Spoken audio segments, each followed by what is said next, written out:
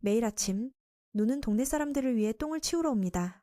비록 더러운 일이지만 이 30대 초반의 남자는 자신의 꿈인 훌륭한 모험가가 되기 위해 이 일을 합니다.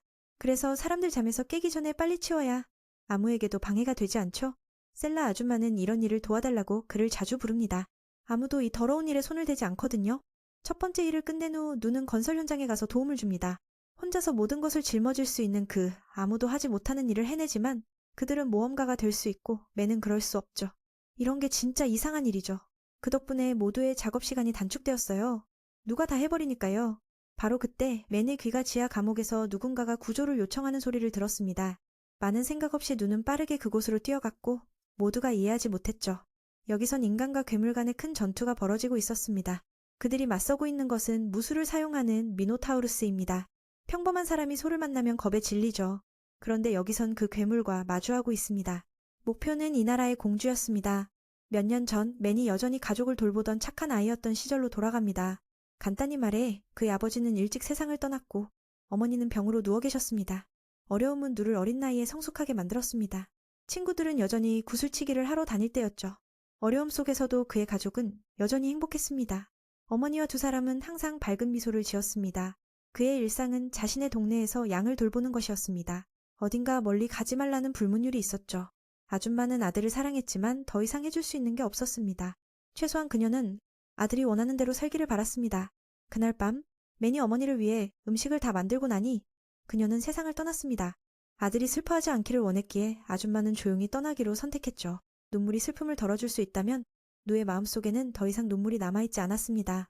어머니가 직접 만든 마지막 옷을 입고 그는 아버지의 무덤 옆에 어머니를 묻었습니다.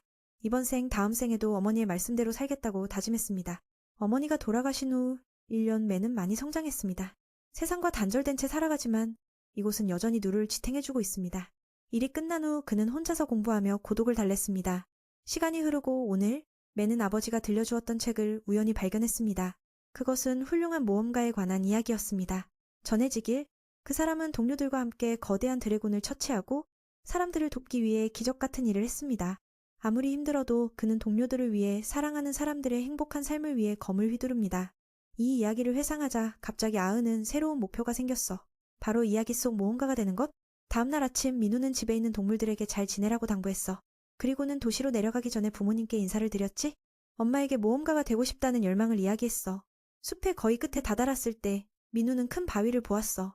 그곳은 엄마가 예전에는 아은이 나가지 말라고 하던 곳이었지만 이제는 자라서 더 이상 여기서 살 수는 없어. 그래서 그는 자신감 있게 그 문을 넘었지.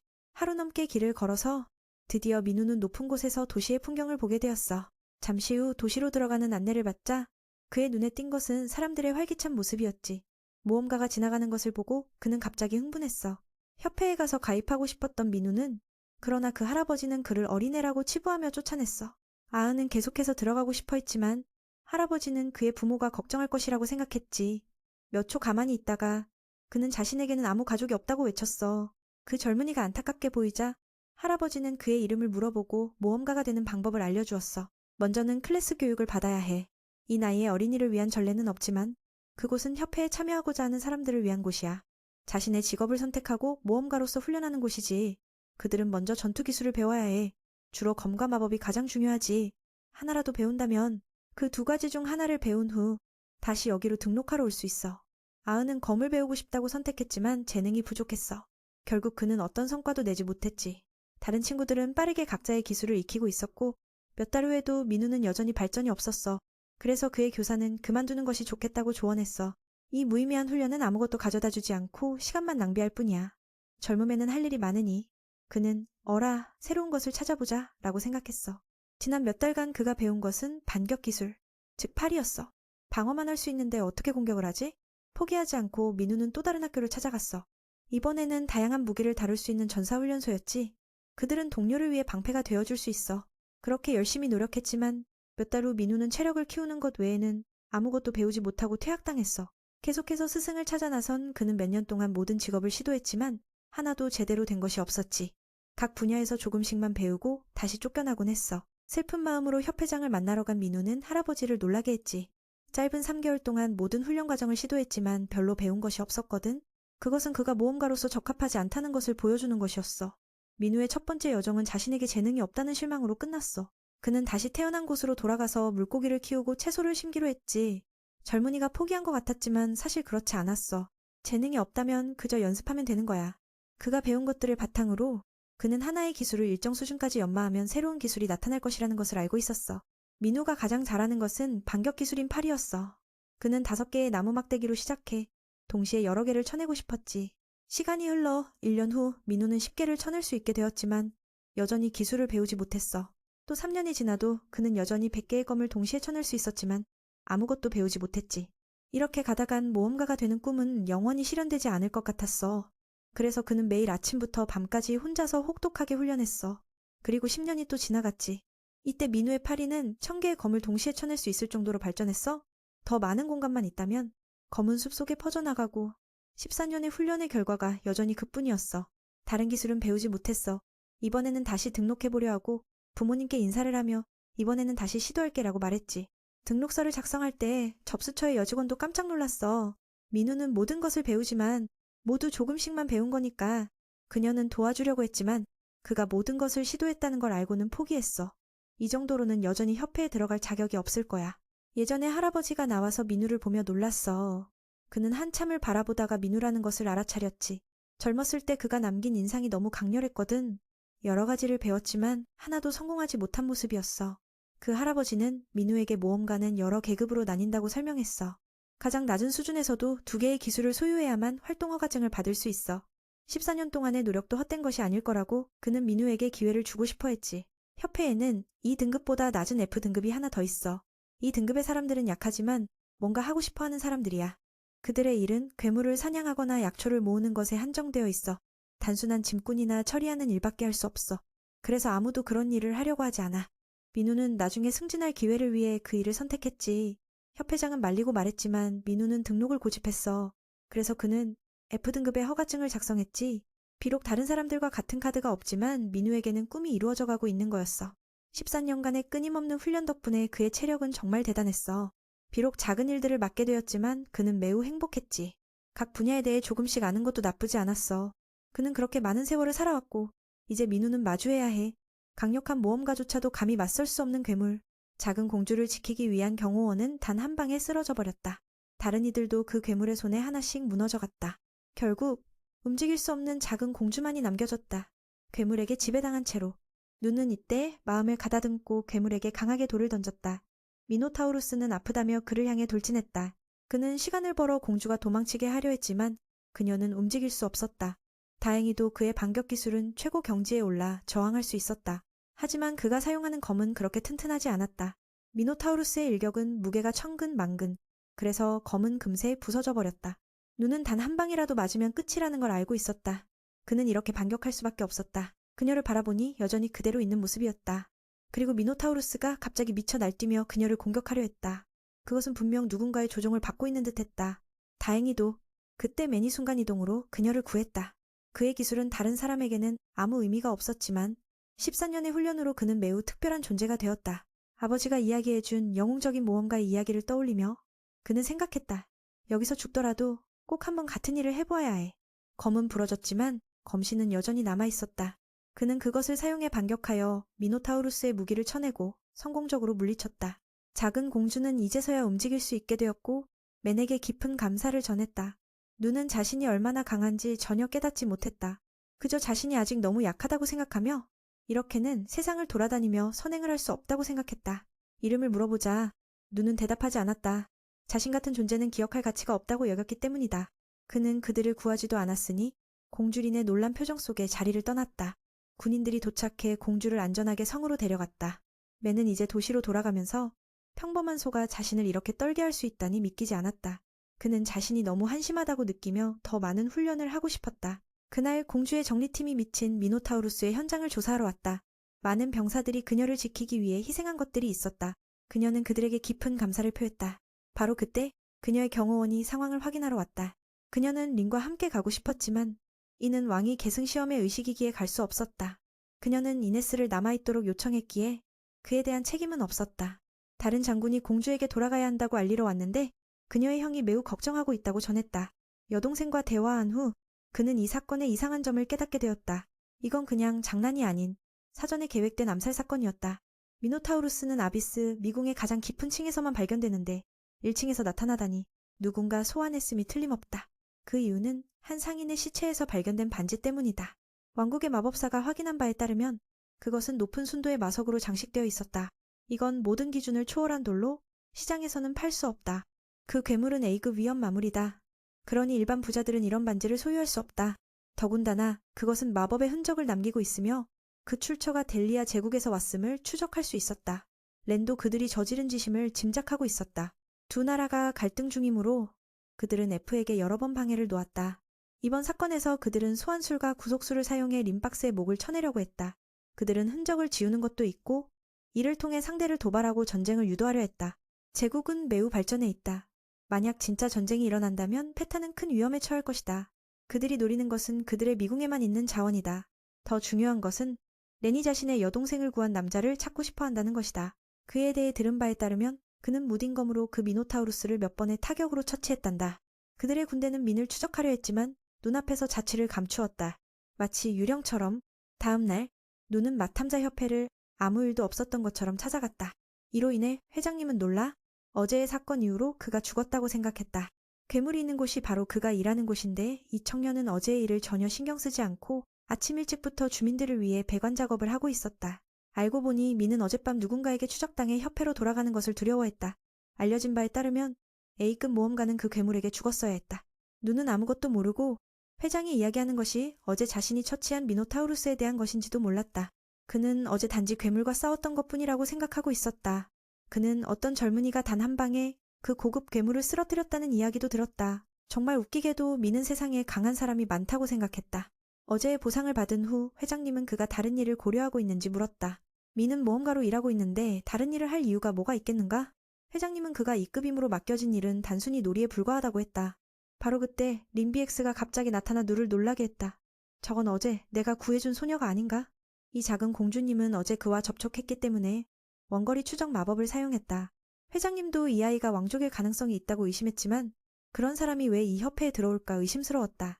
누는 그녀의 신분을 모르고 아마도 어린 시절부터 산속에서 살았기 때문에 공주가 무엇인지도 전혀 알지 못했다. 그들의 대화는 주변 사람들의 주목을 끌었다. 림비엑스의 모습만 봐도 그녀가 평범한 사람이 아님을 알 수 있었다. 이 작은 아이는 소란을 일으킬 수 있다는 것을 깨닫고 민을 다른 곳으로 데려가 대화하자고 했다. 회장님은 누를 잡고 그가 큰일을 저지른 게 아닌지 물었다. 그는 잘 모르겠다며 초대받았으니 가서 보자고 말했다. 림비엑스는 은신과 소음을 차단해 그들의 대화가 다른 사람에게 들리지 않도록 했다. 그녀의 능력은 정말 대단했다.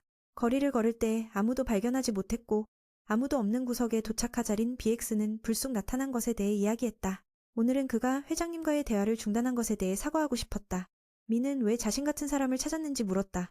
그냥 고맙다고 말하고 싶었던 것이다. 자신의 목숨을 구해줘서.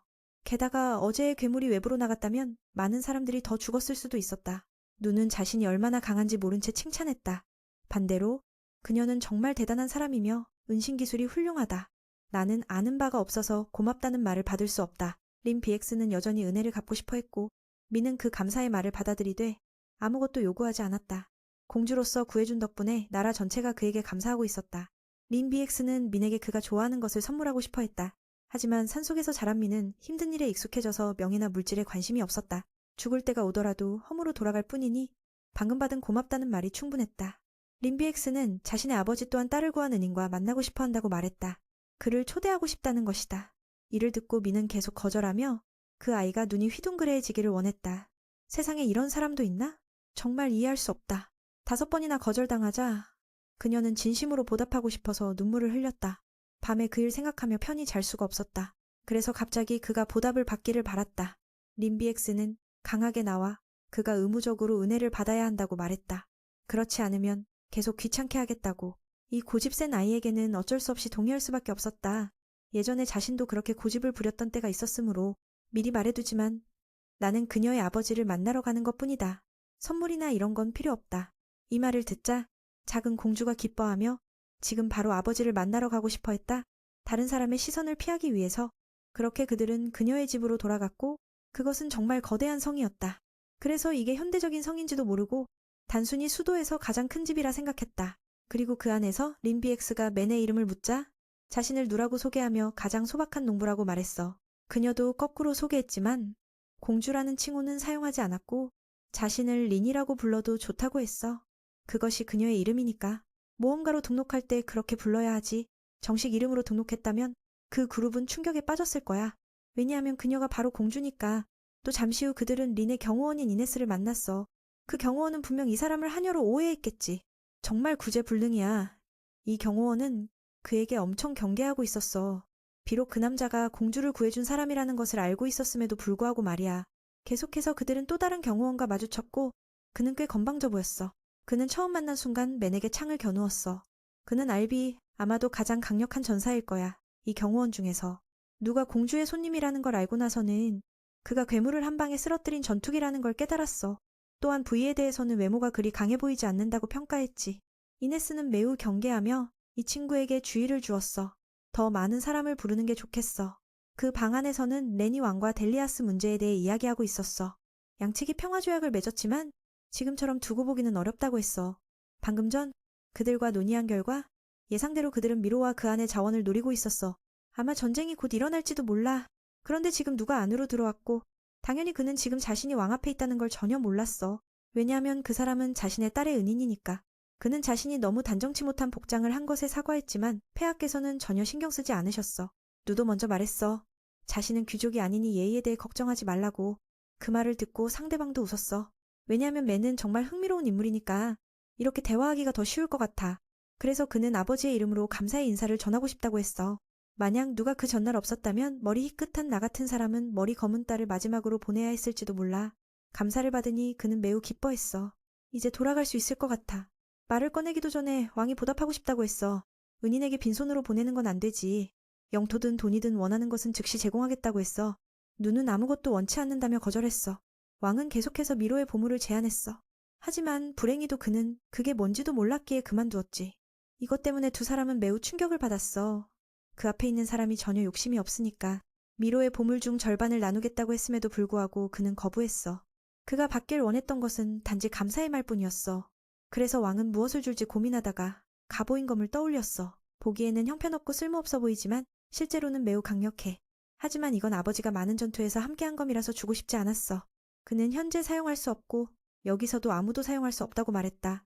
그냥 전시해두면 의미가 없으니 기부하는 게 최선의 방법이야. 이걸 누가 받을지는 모르겠지만 누는 현재 검이 필요했거든. 게다가 더럽고 낡아 보여서 별로 가치가 없어 보였어. 그래서 그냥 받아줘서 기뻐했어. 그러나 그것을 들었을 때 그의 손에 그 무게가 크게 느껴졌다. 주변 사람들도 그가 그것을 들 수 있다니 믿기 힘들었다. 맨은 다시 확인했다. 이게 정말 가치가 있는 건지 아니면 거절할 거야. 왕은 그저 주워서 가져왔으니 걱정할 필요 없다고 말했다. 누는 순진하게도 그가 검을 휘둘러 보라고 하니까 그대로 따라했다. 그가 한 손으로 휘두르면서도 강력한 힘을 발휘하는 게 다를 뿐이었다. 비록 무게가 무겁긴 하지만 신체 능력을 강화하면 잘 사용할 수 있을 거야. 왕은 그가 이 대검의 주인에게 적합하다는 걸 알게 되어 매우 기뻐했다. 그것은 매우 단단하니 부러질 걱정은 하지 않아도 된다. 그들은 맨에게 린에게 몇 가지를 가르쳐달라고 부탁했지만 쉽지 않았다. 누는 자신에게 그 아이처럼 기술이 없으니 어떻게 가르칠 수 있겠어. 그리고 가르치고 배우는 건 자식들이 결정해야 해. 부모가 강요해서는 안 돼. 이 얘기를 하자 뒤에 있는 두 사람은 맨에게 달려들고 싶어 했다. 왕에게 그런 식으로 조언을 하다니? 다행히 그녀의 아버지는 유머러스해서 개의치 않고 웃고 있었다. 아마도 지난 몇 년간 그와 같은 사람과 대화하는 건 처음일 것이다. 오늘 일은 여기까지. 누는 돌아가야 하니 이제 가볼게. 오는 길에 그는 이 검으로 훈련해서 힘을 키우겠다고 생각했다. 갑자기 그 검이 너비가 배수관에 들어갈 만큼 적당하다는 것을 떠올렸다. 내일 이걸로 똥 치우는 게 더 효과적일지도 몰라. 평소에 이때 이네스가 진지한 얼굴로 다가왔다. 혼날 줄 알았는데 그녀는 갑자기 무릎을 꿇고 그를 의심했던 것에 사과했다. 누는 그런 거 신경 쓰지 말라고 말했다. 이제야 그녀가 하녀가 아닌 걸 알았다. 그 말을 듣고 이네스는 웃기기까지 했다. 맨은 하늘에서 떨어진 것처럼 천진난만하게 보였다. 그녀는 자신이 클레이 가문의 부단장이라고 소개했다. 어릴 적부터 신의 방패라는 칭호를 받고 린을 지키는 책임을 맡아왔다. 그런데 며칠 전 그 일을 제대로 하지 못해 매우 괴로워하고 있었다. 아니, 누를 구한 것이 곧 그녀를 구하는 것이라서 앞으로 최선을 다해 도와주겠다고 맹세했다. 이렇게 계속 있다간 돌아가기 힘들겠구나 생각하며 그는 알겠다고 말했다. 또한 그녀는 그의 태도에 대해 주의했다. 다음에는 그렇게 친근하게 대하지 말고 그들이 왕국지의 사람들임을 잊지 말라고 말했다. 맨은 아직 무슨 일이 일어나는지 이해하지 못했다. 그저 그들이 부유한 귀족인 줄 알았다. 그녀가 그의 이름이 누라고 하자 갑자기 반응하며 자리를 떠나겠다고 했다. 뒤돌아가자마자 갑자기 한 젊은이가 그를 막고 말했다. 형, 너무 일찍 돌아갔잖아. 나랑 실력을 겨뤄보자. 그래서 그는 어찌할 바를 몰랐다. 그는 그를 따라가며 그가 자신에게 원하는 게 뭔지 몰랐다. 피곤해집니다. 들어가자마자 그곳은 성안의 전사들을 위한 훈련장이라는 것을 알았다. 학교를 떠난 이후로 누는 누구와도 훈련하지 않았기에 약간 흥미를 느꼈다. 듀보스가 다시 소개하며 내가 이렇게 보이지만 왕국에서 이름이 좀 알려져 있어. 누와 싸우는 건 아주 적합해라고 말했다. 맨에게 어떤 무기를 사용해도 좋다고 말했다. 좋아, 좋아. 그럼 잠시 네가랑 놀아줄게. 그들의 전투는 사람들을 혼란스럽게 했다. 러스는 여기서 챔피언이었거든. 그런데 누군가 팀장과 겨루겠다고 하니 강한 상대와 부딪히고 싶어 하는 것 같았다. 전투가 시작되자 아른창으로 고급 기술을 사용해 덤벼들었다. 기술적으로는 뛰어났지만 누와 비교하면 속도가 너무 느렸다. 누는 모든 공격을 간단히 피했다. 상대방이 자신을 배려해주는 줄 알았다. 러스의 창수를 보며 그는 이 사람이 이렇게 되기 위해 얼마나 많은 훈련을 했는지 추측했다. 그렇게 한참 지나자 청년이 멈추고 RBT, 나 괜찮으니 힘껏 치세요. 절대 양보하지 마세요 라고 말했다. 그는 상대가 사람이라서 무의식적으로 힘을 빼고 있다고 생각했다. 그리하여 사과하고 속도를 2배로 올리기로 했다. 하지만 누는 여전히 쉽게 피할 수 있었다.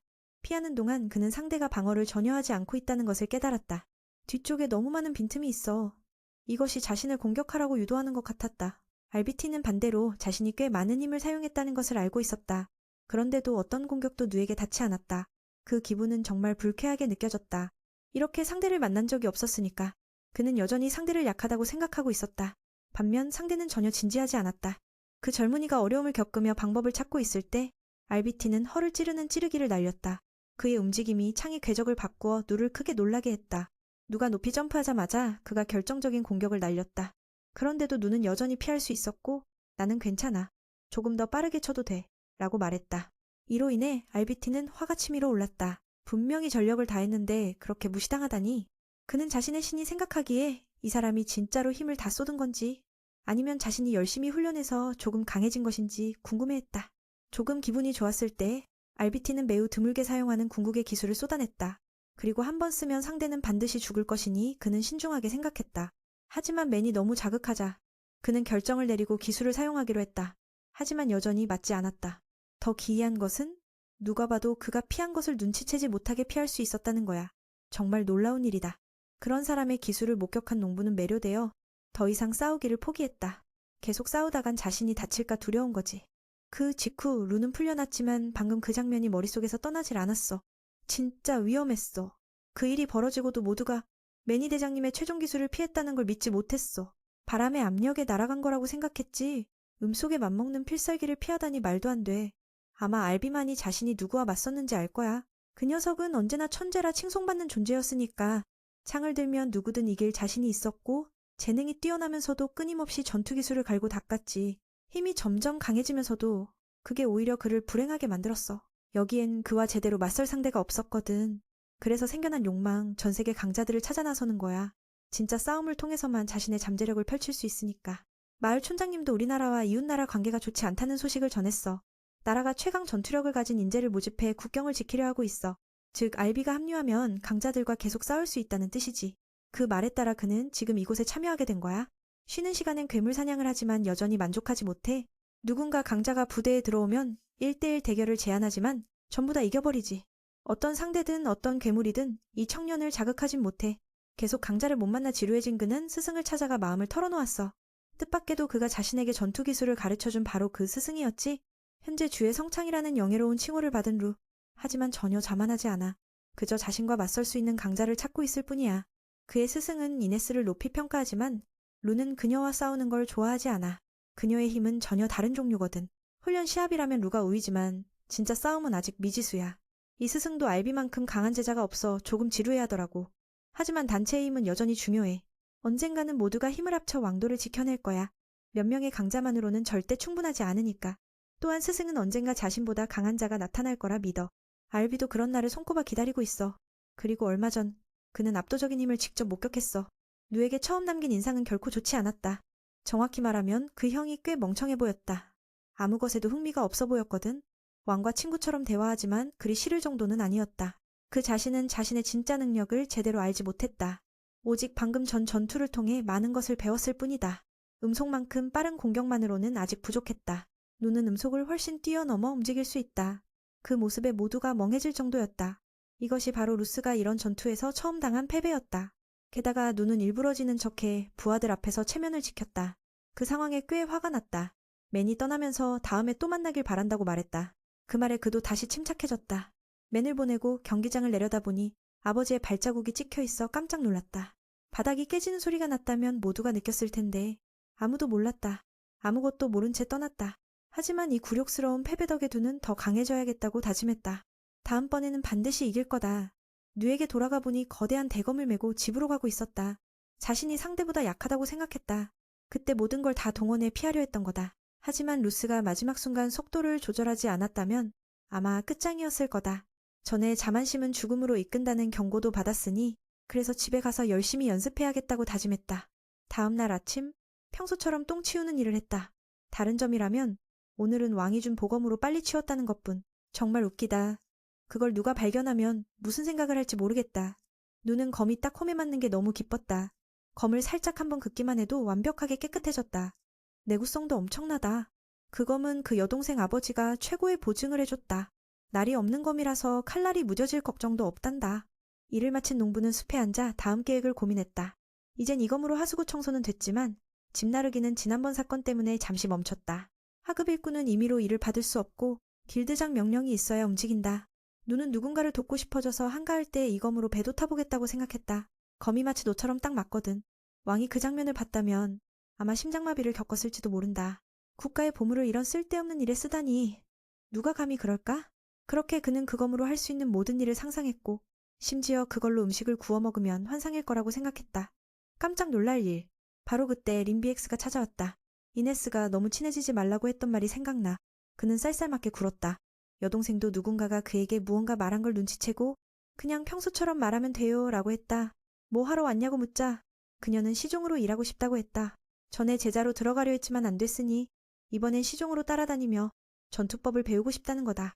림비엑스는 무리하지 않겠다고 약속했지만 눈은 거절했고 작은 공주는 자신이 실망시켰다고 생각했다. 아니면 귀찮은 걸 두려워하는 걸 수도. 그래서 그녀는 여섯 속성 마법을 쓸 수 있다고 자랑했다. 그는 처음부터 가르칠 게 없었다고 말하며 받아들이지 않았다. 돈도 필요 없고 도움도 필요 없다고 단호했다. 기본 기술 몇 개밖에 없는데 누구나 할 수 있는 걸 누가 배우겠냐고? 린 비엑스는 매우 슬펐지만 자신이 도움이 될 거라 증명해 인정받으려 했다. 말이 끝나자 그녀는 얼음 마법으로 자기 몸을 공격했고 그는 불 마법으로 얼음을 녹여 환상적인 장면을 만들었다. 하지만 이 모습이 오히려 누를 더 거절하게 만들었다. 너무 잘해서 오히려 그녀에게 배우고 싶어질 테니까. 농담 아니다. 마법뿐 아니라 근접 전투 기술도 뛰어났다. 누가 배우지 못한 신기한 기술들을 그녀가 선보였다. 결국 림비엑스는 다시 거절당했다. 그녀는 자신이 실력 있는 사람이라 오해한 것 같다. 사실 그는 신참이 배울 기본 기술 몇 개밖에 몰랐다. 더 보면서 점점 속상해졌다. 나이 먹었는데 아직 18도 안 된 그녀보다 못하니까. 림비엑스는 계속 따라다니며 돕고 싶어 했다. 자신이 도움이 될 거라 믿었다. 어떻게든 그녀에게 이해시키려 했다. 마지막엔 자신의 형편없는 실력을 보여주고 물러나기로 결심했다. 그녀의 놀라운 기술을 인정하며 자신의 초라한 실력을 보여주자 그녀가 충격을 받았다. 돌아오는 길, 림비엑스는 훈련소 교관들이 들려준 무재능 소년 전설을 떠올렸다. 사람들은 그 이야기가 훈련 의욕을 북돋우려 만든 것이라 생각했다. 하지만 그 소년의 존재는 너무 비현실적이었다. 12살 때부터 왕국의 6개 훈련소를 거치며 혹독한 수련을 계속했다. 그 주인공은 바로 누, 평범하지만 특별한 존재였다. 림비엑스도 한때는 아무도 그를 따라올 수 없다고 생각했지만 맨의 실력과 기술을 보고 그 소년이 실제로 존재했다고 믿게 됐다. 그녀 앞에서 왕실 최강 마법사가 보여준 기본 기술 BTTF는 누구나 할 수 있다. 하지만 오래 연습하면 조금 더 커지고 예뻐진다. 그 수준에 도달하려면 200년 이상 걸린다. 그녀에게는 단지 반짝이는 작은 빛일 뿐이었다. 그럼 패티에프에 그게 왜 축구공만 하단 말인가? 정말 말도 안 돼. 200년을 산 마법사는 손가락 끝만한 크기인데 그 녀석은 10배나 크다니. 게다가 그의 기본 스킬들도 이 정도라고 하니 그녀는 완전 충격에 빠졌지. 그때부터 그녀는 자신이 너무 약하다고 생각했어. 그래서 따라가도 거절당할 거라 믿었지. 이 오해가 은근히 좋은 쪽으로 작용했어. 그 녀석은 그녀에게 빛나는 거울이 되어줬거든. 그가 자기 과시하지 않는 강자라는 걸 알게 된 그녀의 인생에 깊은 여운을 남겼어. 앞으로는 형과 함께 나라를 이끌어야 하니까. 그래서 인복은 그 남자를 따라가 배우고 싶어 했어. 그날 밤 식사 후에 임복은 여동생에게 자신이 아직 미숙하다는 걸 이해했다고 말하며 당장 제자가 되고 싶진 않지만 앞으로 더 보살펴달라고 부탁했지. 그 녀석도 이 고집센 애를 어쩔 수 없어. 결국 스승으로 인정하는 수밖에 없었어. 임복의 형은 왜 아버지가 왕국에서 가장 귀한 검을 임복에게 줬는지 의아해했지. 그 검은 옛 왕조 시절부터 전해 내려온 것으로 모험가들이 미궁을 탐험할 때 쓰던 거야. 그때 가장 강한 이들과 함께 깊은 미궁 속으로 들어갔다가 돌아오지 못했지. 수년간 목숨 걸고 탐험한 끝에 결국 가장 강력한 유물을 손에 넣었어. 검 전체가 세상에 알려지지 않은 신비한 재질로 만들어졌어. 어떤 방법으로도 깨트릴 수 없고 긁힌 자국조차 생기지 않는 그야말로 무적의 검이지. 그래서 불멸의 검이라 불려. 그 가치는 단순한 보검을 넘어서 나라의 상징이기도 해. 그런데 아버지가 그걸 임복에게 준 건 다가올 위험을 이미 느꼈기 때문이야. 본인은 나이가 들어 더 이상 젊을 때처럼 검을 휘두를 수 없으니까. 임복의 등장은 아마도 한나라의 운명을 쥔 열쇠일 거야. 지금 이 순간 그는 다가올 혼란의 비장의 카드가 될 테니까. 한편 임복과 임복의 동료 림복은 길거리에서 간단히 식사 중이야. 임복은 아직 자신을 그녀의 스승이라 부르기를 망설이고 있어. 공주는 이런 식으로 다녀도 괜찮냐고 묻자 임복은 모험가 신분이라 들키지 않을 거라며 안심시키더라. 식사 후 임복이 모임에 가려 하자 그녀도 같이 가겠다고 졸랐어. 거절할 수 없던 임복은 어쩔 수 없이 데려갔는데 금방 지루해할 거라 생각했지. 모임에서 림복의 신분을 아는 한 아저씨가 왜 그녀와 다니냐고 물었어. 림복도 답하기 어려워. 이 일은 쉽게 설명 못한다고 했지. 여긴 개인 사정에 간섭하지 않는 게 규칙이라 일단 그만두기로 했어. 임복은 아저씨에게 둘이 같이 할 만한 임무를 달라고 부탁했어. 림복은 B급 모험가라 임복과 함께 괴물 토벌 임무를 맡을 수 있었어. 아저씨는 먼저 왕도 주변 고블린부터 처리하자고 제안했어. 그 말을 듣고 누는 자신이 몬스터 사냥을 하게 될 줄은 꿈에도 몰랐기에 크게 충격받았다. 고블린이라 하면 야만적이지만 약한 존재에 보통 새내기 모험가들이 실력을 시험하는 대상으로 알려져 있지. 이건 다 그녀의 특권을 덕분에 누린 거지만 말이야.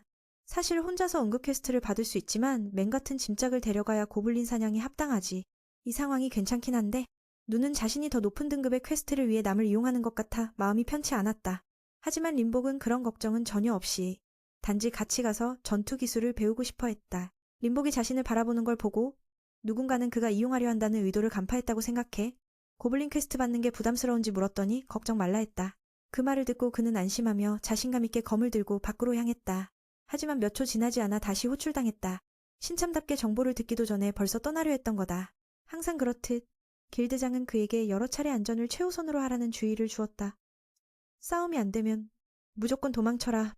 무리하지 말라고. 지정된 장소는 마수숲 한가운데였다. 퇴치 증거는 귀여서 반드시 잘라와야 하고 그렇지 않으면 보상은 꿈도 꾸지 말아야 했다. 그는 개체수가 적을 거라 예상해. 못 찾으면 약초라도 채집해오라고 했다. 두 사람은 마수숲으로 향하는 문 앞에 도착해 고블린 사냥 모험을 시작했다. 처음 발을 들인 매는 숲이 자신이 사는 곳보다 훨씬 빽빽한 나무들로 가득한 걸 보고 고블린은 어떤 마수냐 묻자 림복은 야생열매나 작은 동물, 때로는 사람도 노리는 존재라고 설명했다.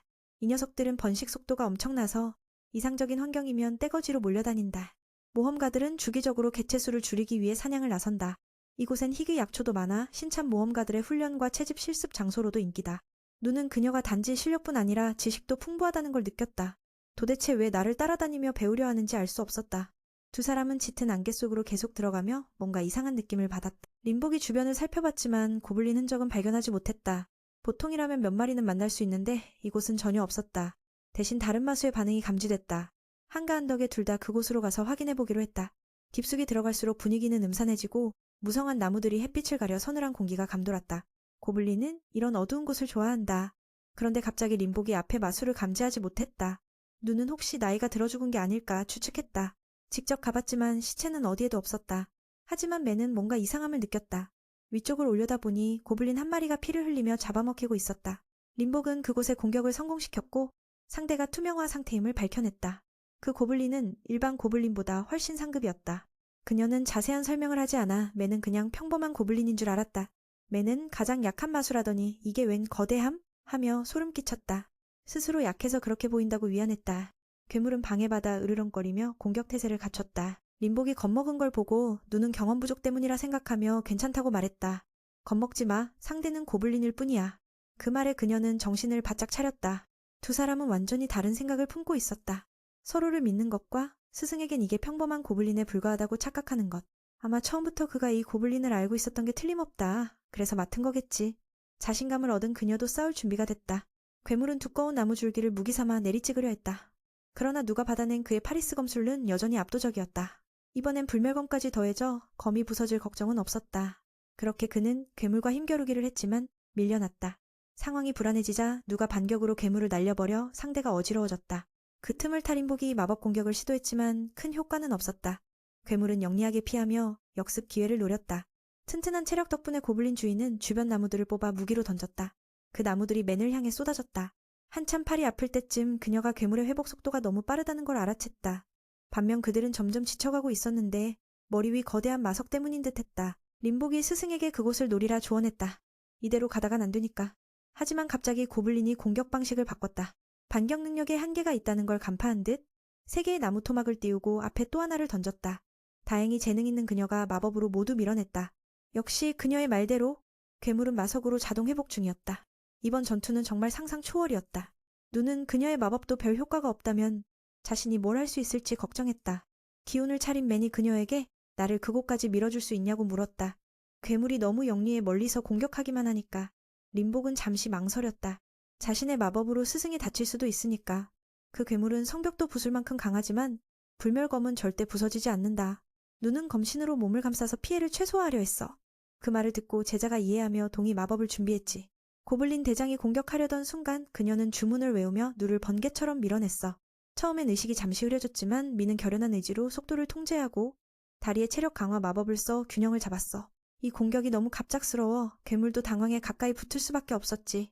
그렇게 그는 높이 뛰어올라 청근나무 배기로 곧장 머리 위 마석을 내리찍었어. 마석이 깨지면서 고블린은 고통에 몸부림쳤지. 그 모습을 본 미는 제자에게 최소한의 고통으로 보내달라 부탁했어. 제자는 고개를 끄덕이고 곧바로 화장했지. 그게 더 악랄해. 불타 죽은 녀석이 고통에서 벗어났는지 알 길이 없으니. 이 이후 미는 동생을 위해 기도하며 잠시 고블린 처치를 맞지 않기로 결심했어. 너무 위험했으니까 대신 더 많이 연습해야지. 고블린 하나도 못 이기면 뭘 할 수 있겠어? 오후가 되자 이 소식은 린의 형인 왕자에게 전해졌어. 왕자님은 순도 높은 마석을 받았고 더 강한 괴물이 나타날까 걱정했지. 보고에 따르면 그 괴물은 고블린보다 훨씬 거대하대. 이번 사건은 제국의 음모로 보고 마석은 갑국 소유일 거라 추측했어. 신성한 마라가 린에게 상황을 물었고 린은 아무 문제 없다고 했지. 두 사람만으로도 위험한 생물을 토벌했다니 놀라웠어. 작은 공주는 그 괴물이 고급은 신수를 써서 며칠 전 군대조차 발견하지 못했다고 말했어. 어떻게 그 큰 생물을 몰래 이 나라로 옮겼는지는 미스터리였지. 그 지역 고블린 수는 그 괴물 때문에 크게 줄었어. 다른 지역에서도 비슷한 일이 벌어졌을 가능성이 커. 오늘은 특히 조심해야 해. 한편 그들은 임무 완료 보고를 위해 아저씨에게 돌아갔어. 아저씨는 어릴 때 멍청했던 그 녀석이 고블린을 잡았다며 기뻐했지. 물론 둘은 고블린 머리에 건물 크기 마석이 있다는 사실은 숨겼어. 그래서 아저씨는 그냥 평범한 괴물로 생각해. 림박스가 민을 도와줬고 누도 그걸 알고 있었지. 제자가 마법으로 밀어줘서 겨우 승리할 수 있었으니까. 그러면서 제자는 조금 도운 것뿐 선생님만 못해요라며 겸손했어. 그 말이 상황을 더 꼬이게 했지. 동료 증안도 고블린 머리 마석 때문에 회장이 혼란스러워했다고 했어. 고블린이 머리에 마석을 달고 있다니. 진짜인지 다시 물은 이 미는 제자에게 물었어. 스승이 고블린이라 부르면 그냥 고블린이라 부를 뿐이라고 했어. 결국 아저씨가 귀가 어디 있냐고 묻자 그제야 자기들이 귀를 자르지 않았다는 걸 떠올렸어. 결말은 한 푼도 못 받았다는 거야. 진짜 답이 없지. 은은 지금 왕국 전역에서 벌어지는 사건들을 보고받았어. 이 왕자는 적이 이미 자기 나라에 침투했을지도 모른다는 걸 깨달았지. 그 증거가 바로 전에 누아린 아버지가 골빈 대장을 쓰러뜨린 거야. 그는 육성이라 불리는 이들을 모두 소집해 전투 준비를 명령했어. 자신도 더 일찍 눈치채지 못한 걸 자책했지. 그리고 그 어둠의 제국이 이렇게까지 할 줄은 전혀 예상 못했어. 그들은 미궁의 자원에 눈이 멀어 무슨 짓이든 서슴지 않아. 제국의 진짜 목적은 이 나라를 서서히 파괴하는 거야. 한편 누는 지금도 림박스와 함께 모험가의 삶을 만끽 중이야. 자칭 제자와 다니는 게 좀 어색하지만 그래도 은근히 즐거워. 보통 혼자 다니던 녀석이 이제 동료랑 대화도 하니까 뭔가 달라. 전에 명성 덕분에 골빈 증거 없이도 길드에서 첫 토벌 축하금 조금 받았거든. 고기 몇 꼬치 살 정도였지만 왠지 엄청 맛있게 느껴졌어. 림박스는 먹고 나서 집에 가려고 했고 내일 만나자고 약속했지. 청년도 제자에게 다시 한번 고마움을 전했어. 진짜 모험가가 된 기분을 주다니. 그녀가 떠나기도 전에 작은 오빠가 도착했어. 직접 와서 누에게 부탁할 일이 있다며 같이 가자고 했지. 스승과 제자는 다음날 아침 산악도시로 떠나야 했어. 레는 자세한 상황을 설명하지 못하고 도움만 청했어. 매는 착한 성격이라 바로 승낙했지. 그저 화물 운송을 부탁하는 줄 알았거든. 여비와 보수는 완벽히 보장돼 마음 쓸 것 없었어. 그래서 다음날 바로 왕실 마차를 타고 출발했지. 임무도 길드에 맡겨진 모험가 과제로 인정받았어. 알다시피 눈은 먼 곳에 가본 적이 없었거든. 그래서 이번 기회에 자연 풍경을 보며 눈을 크게 뜨는 중이야. 너무 신나서 보수를 안 받아도 좋을 것 같다며. 이게 보상 아니냐며? 어쩌면 다른 나라도 지나갈 수 있다고. 림박스는 오빠가 스승을 강제로 데려가는 게 불편할까 걱정했어. 그건 네가 너무 걱정하는 거야. 누도 보수를 받기로 했으니까. 게다가 이번 일은 전에 받은 토벌 임무에 대한 답례 같은 거야, 린 덕분에. 어제 저녁 렌은 오늘 여정을 설명했어. 목적지는 산 위의 도시 토로스. 거기서 잠시 머물 거야. 전쟁이 곧 일어날 것 같아 동생을 안전한 곳으로 보내려는 것 같아. 토로스에 도착하면 이웃나라 성스러운 교국 엠나로 향할 거야. 림박스는 오빠가 이상해 보여서 걱정됐어. 길에서 나쁜 일 없길 바랄 뿐이지. 공주를 지키는 다른 경호원은 이네스야. 그녀는 전하에 직접 명령을 받았어. 렌은 곧 전에 없던 사건들이 일어날 거라고 예측했지. 왕도가 파괴됐다는 소식을 들어도 돌아가지 말고 누린과 함께 이웃나라에 머물라고 했어. 그게 더 안전하니까. 떠나기 싫어도 공주 안전을 위해 이네스가 동의했지. 그들은 길가에 잠시 쉬면서 이네스는 누가 피해본 것 같다고 미안해했어. 누는 무슨 뜻인지 몰랐지만 그녀 표정이 안 좋아서 물어보니 다른 생각을 하고 있었어. 이네스는 방패 역할이라 공주뿐 아니라 이 청년도 지키겠다고 했어. 무기를 안 챙겼다니 이상하다 생각했지. 그녀는 자신에겐 무기가 없어야 이해가 쉽다고 말했어. 이네스가 기술로 만든 방어막을 발동하자 누가 감탄했어. 이 방패는 거의 모든 걸 막아낼 수 있고 편리해. 그래서 무기를 안 들고 다니는 거였네. 누도 혹시 위험하면 이 친구에게 의지하자고 했어. 그 표정을 보며 지난번 창싸움 때 그 청년이 떠올랐지. 그가 드래곤도 쓰러뜨렸고 이네스는 그만큼 강하다 들었어. 확실히 골빈을 잡은 자신과는 차원이 다르겠지. 누는 그 재능을 칭찬했고 그 말에 이네스는 학창시절이 떠올랐어. 어른들은 그녀 능력을 신이 내린 특권이라 불렀지. 그 힘은 만물을 베는 검이자 강철 방패로도 변한다. 사용자에 따라선 나라 하나를 멸망시킬 수도 있어. 다행히 그녀는 가장 강한 이들에게 배웠어. 점차 자신 힘을 다스리게 됐고 스승이 된 순성등단 밑에서 훈련했지. 그런 강력한 힘에도 그녀 삶은 꽤나 비극적이었어. 힘 때문에 남을 다치게 할까봐 스스로 고립했고 누와 맨을 만나기 전까지는 그 이름은 이미 알고 있었어. 스승이 자주 언급했거든. 그는 스승이자 아버지 같은 존재로 이네스를 키워줬지. 알다시피 누는 수련할 때 육성의 모든 혹독한 훈련을 겪었어. 등단도 그중 한 명이야. 당시 상황이 혼란스러워 무의식 중에 항상 매니역이 있었으면이라 말했지. 누는 바로 그 이름, 아버지가 인정한 그 이름이었다. 이네스는 그 이름을 가슴 깊이 새겼다. 아직 자신은 저 미스터리한 남자만큼 강하지 않으니까. 이렇게 강한 내가 있는데도 아버지는 다른 사람을 인정하다니. 어쩐지 질투가 치밀었다. 하지만 맨을 만나고 그의 이야기를 알게 되면서 감정은 점점 복잡해졌다. 조금 더 걸어가던 중 누는 황금빛 벼밭에서 무언가 움직이는 걸 우연히 발견했다. 림복은 이 상황이 끔찍하다고 느꼈다. 어디든 벼가 시커멓게 변해가고 있으니까. 그녀는 즉시 기술을 사용해 그 움직이는 존재를 공격했다. 왕국에 숨겨진 결계를 성공적으로 깨뜨렸다. 이제 전쟁의 불길이 서서히 타오르기 시작했다. 전해진 소식에 따르면 무수한 마물들이 나타났다. 왕국 전역이 강력한 몬스터로 가득 찼다. 왕은 즉시 정예 부대를 소집해 맞서 싸우도록 명령했다. 목표는 단 하나, 백성 한 명도 다치지 않게 하는 것. 델리아스들이 장난이 아니었다는 사실에 왕은 분노를 금치 못했다. 진짜로 침공한 것이다. 아마 이것은 앞으로 일어날 사건들의 서막에 불과할 것이다. 육성들은 배치되었지만 너무 많은 강력한 괴물 때문에 스스로 해결 중이었다.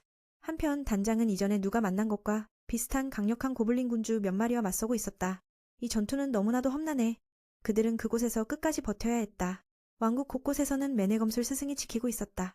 다른 지역들도 비슷한 위기를 겪고 있었다. 지금 두 아버지와 아들은 이네스가 안전하게 도시에 도착했는지 걱정뿐이었다. 그녀가 결계를 깨뜨린 후 실수로 마족 소년이 조종하는 검은 자룡이 통제불능 상태가 되었다. 그 괴물에게 거의 죽을 뻔했다.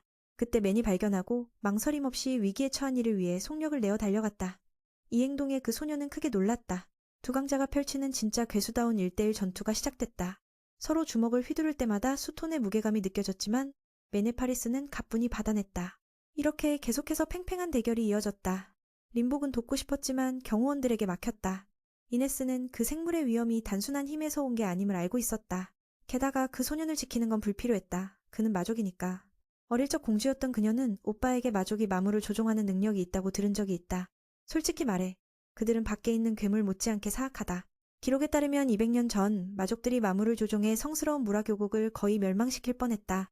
그래서 인간들은 마족을 두려워하며 끊임없이 쫓았다. 그 후에도 마족의 후예들이 살아남아 종족이 멸망했을 때 당연히 인간에게 복수할 책임을 지게 되었다.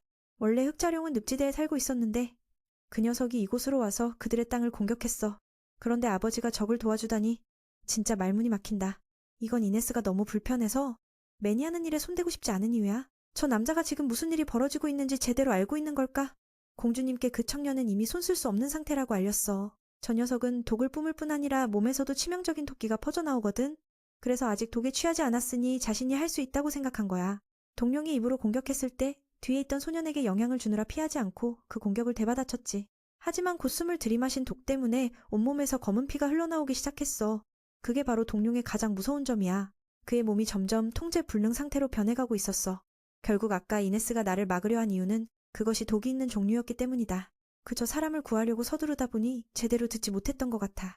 그녀의 의무는 림복을 안전하게 지키는 것이므로 맨의 생사는 신경 쓰지 않고 공주가 가까이 오지 못하게 한 거야. 그 동물의 기운은 매우 강력해서 점점 우리에게 다가오고 있어. 이제 비는 방패로 막아야 하고 림복에게 도망치라고 외쳐야 해. 그녀야말로 왕국의 마지막 희망이야. 여기서 죽으면 모든 게 무너져버려. 나는 그 기운을 쫓아내고 싶어. 하지만 마법이 너무 약해서 안타까워. 이네스는 친구에게 미안했어. 이미 이 길을 선택했으니까. 그를 지키고 싶지만 공주의 목숨이 훨씬 더 중요하니까. 처음엔 독에 죽은 줄 알았는데 아니었어. 독이 심장까지 스며들었지만 그는 끝까지 버텼고 흑자룡의 발톱을 모두 부러뜨렸어. 정말 믿기 힘든 일이야. 그렇게 상태가 안 좋은데도 검을 휘둘렀으니까. 이네스는 왜 그가 항상 함께하기를 바랐는지 깨닫기 시작했어. 그건 바로 그가 가진 말도 안 되는 끈기 때문이야. 맨의 처음 행동은 어리석은 게 아니라 목숨을 걸고라도 누군가를 지키려는 모습이었어. 상대가 누구든 상관없이. 그게 바로 이네스가 쫓는 이상형이지만 아직 자신은 그 경지에 닿지 못했을 뿐.